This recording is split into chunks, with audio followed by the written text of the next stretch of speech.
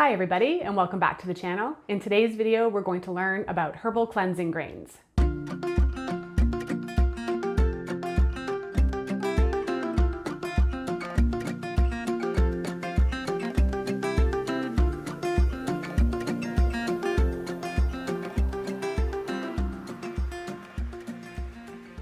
So I had to make some herbal cleansing grains for my online shop for an order that I just got. So I thought I would take you guys along for the journey. Now, if you like exact recipes, you can check out my book. I have links below, both buying it through me or through Amazon.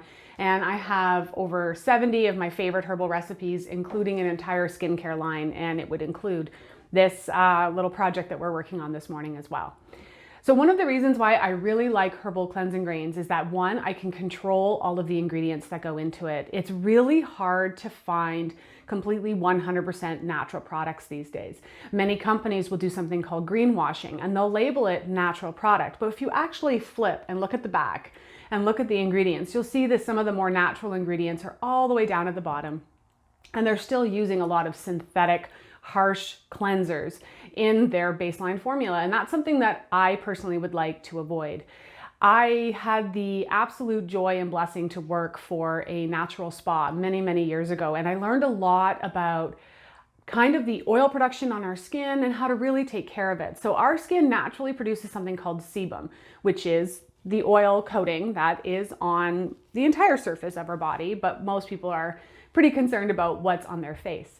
And what we don't realize is when we use harsh cleansers to strip the oil off of our face, what that actually does is signal the body to produce more oil. So when you think you're doing something that is good for your skin, you actually end up with oilier skin in the end. So herbal cleansing grains are a really gentle way to help exfoliate and cleanse your skin. But what's really nice about them too is that you can leave them on for 5 or 10 minutes and now you also have a natural mask that you can add to your skin. And so today I'll show you kind of my steps and what I like to include, but I encourage you to dive into this subject. You know, like I said, you're welcome to snag a copy of my book, but there's lots of really great recipes online, and you can start researching your own ingredients and discovering what works best for your skin. So one of the main base ingredients in my herbal cleansing grains are 2 types of clay. Now, I definitely encourage you to do some research on whatever type of clay would work best for your skin. There's quite a few out there, and of course keep in mind ethics in terms of where the clay comes from. So I like using white clay and green clay. But for folks, say for example, if you have a lot of impurities you'd like to draw out of your skin, you may want to use something like bentonite clay because it has really drawing properties. Now clay in general is going to be quite drawing, but some clays will draw out more impurities than others. And some folks will even use things like activated charcoal in their cleansing grains. So I'm just adding in my clays right now. And like I said, they're really great for drawing out impurities in the skin. Another ingredient that I really like to add is seaweed. And seaweed has so many minerals and nutrients, so it's really great for your skin. And I just use an organic raw seaweed powder that I can find online. I do encourage you to try to find organic if possible. Now, this probably means that, of course, it's cultivated, but at least I know that it doesn't have any impurities in it. So I've added in my clays, and now I'm adding in my seaweed powder. And I'm making quite a bit because, of course, I'm making it for my shop. And then at this point, I do like to give it a bit of a stir so that all the seaweed powders, their seaweeds and the clays are mixed in nicely together. And I definitely encourage you not to have like a ceiling fan going on high or anything while you're doing this kind of work. It can be quite messy. So there we are. I've got a nice base of clays all mixed in together.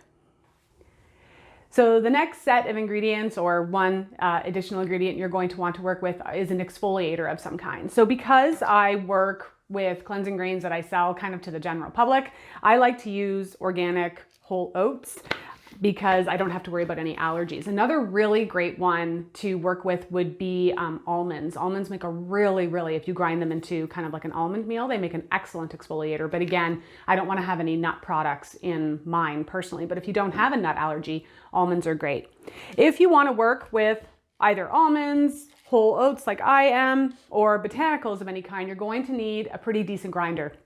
It's actually the only reason why I've kept this little magic bullet is because this thing grinds very, very well. You can use a coffee grinder, but just make sure you have a separate one for grinding your botanicals, or else your coffee's forever going to taste like lavender and roses, and your cleansing grains are forever going to smell like coffee.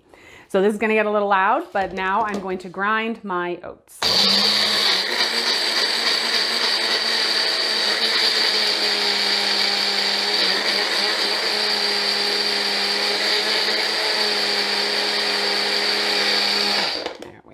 And in the magic bullet, they take no time at all. So I just grind them.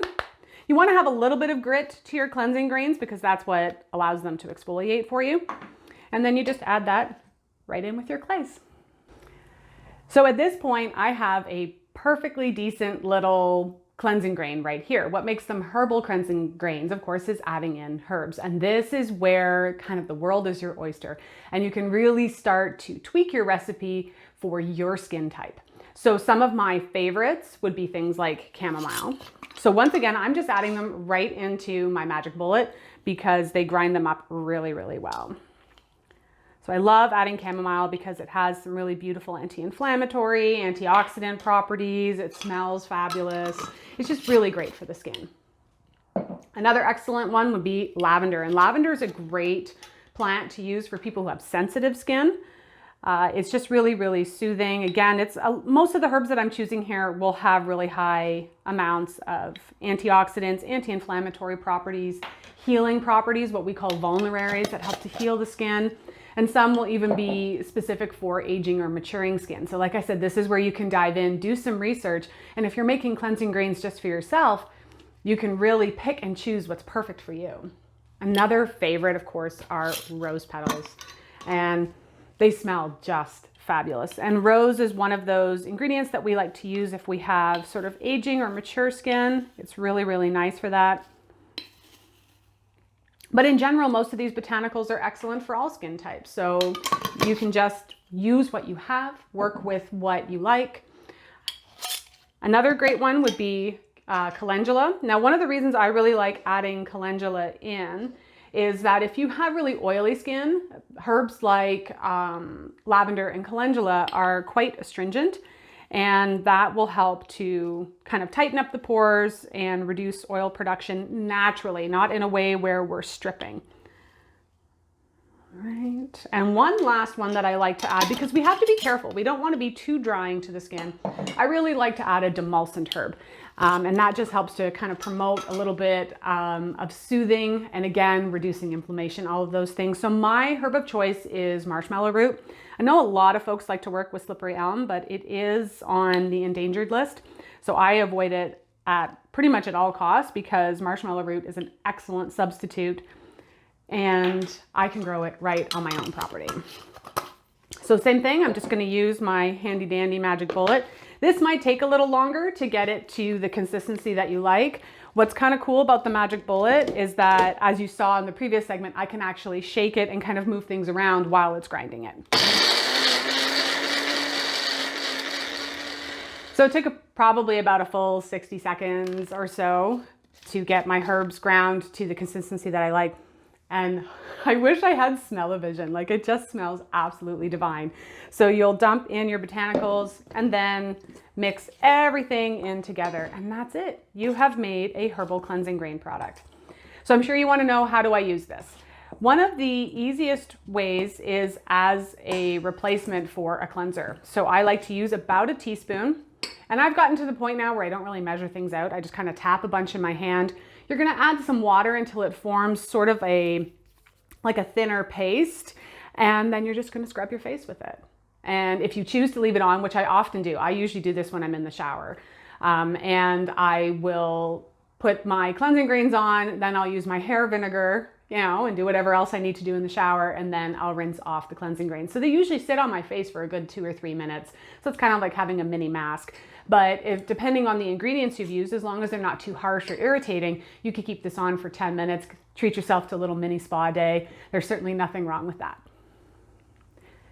So thank you for joining me on this herbal cleansing grain journey. I hope that I've taught you something that maybe you didn't know, and maybe you will decide to make some of your own. And like I said, I've got a recipe for them in my book.